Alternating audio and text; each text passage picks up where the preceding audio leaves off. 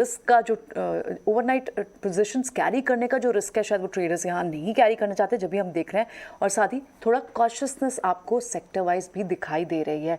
जिन sectors में हम clearly देख रहे हैं आज एक मोमेंटम सुबह से ही स्ट्रॉन्ग है, वो आपको मेटल पैक दिखाई देगा। और उसके अलावा आपको बैंकिंग और फाइनेंस किसी तरह से भी इन्होंने आज परफॉर्म नहीं किया है, कोई मदद नहीं दी। इनफैक्ट यहाँ शॉर्ट्स बनते हुए आपको फर्दर दिखाई दिए हैं।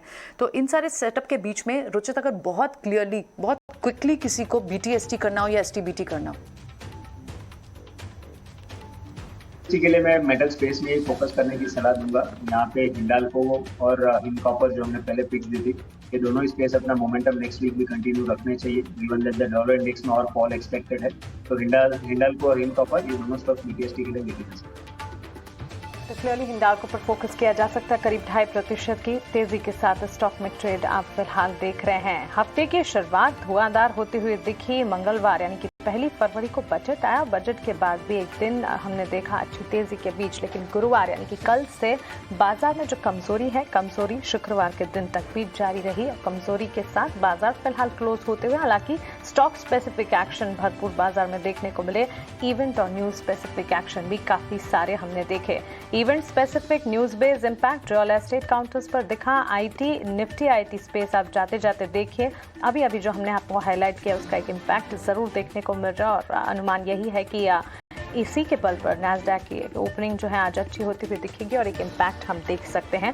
यहाँ पर सोमवार के ट्रेडिंग सेशन पर IT पर फोकस होना चाहिए। FMCG भी तेजी के साथ ट्रेड करता हुआ, हालांकि sector of the day metal ही नजर आएगा, क्योंकि वहां पर तेजी के बीच कामकाज तमाम सेक्टर्स, तमाम पॉकेट्स की कमजोरी के विपरीत हमने मेटल स्पेस में अच्छी तेजी के साथ ट्रेड देखा है।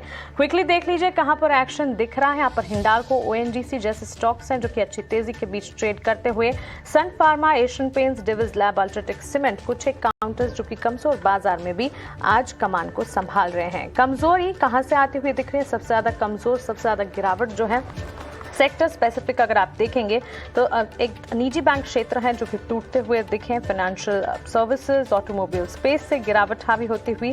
Pharmaceutical index, PSU bank space भी लाल निशान के साथ ही ट्रेड करते हुए दिखे।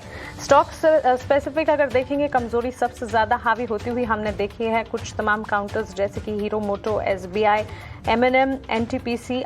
ऑफकोर्स यहाँ पर आप देखेंगे न्यूज बेस्ड इंपैक्ट भी और रिजल्ट से पहले की कॉशियसनेस भी SBI में देखने को मिल रही है। लेकिन कुछ और काउंटर्स जैसे कि Wipro, Adani ports, HDFC, UPL, Maruti Suzuki जैसे काउंटर्स में लाल निशान के साथ ट्रेड देखने को मिल रहा है। चलिए बाजार बंद होता हुआ और यहाँ पर क्लोजिंग के फिगर्स अगर आप देखेंगे, लाल निशान के साथ निफ्टी 17,501 के स्तरों पर कर रहा है ट्रेड। 58 अंकों की कमजोरी यहाँ पर आप देखेंगे। सेंसेक्स में 58,644 के स्तर, 143 अंकों की कमजोरी।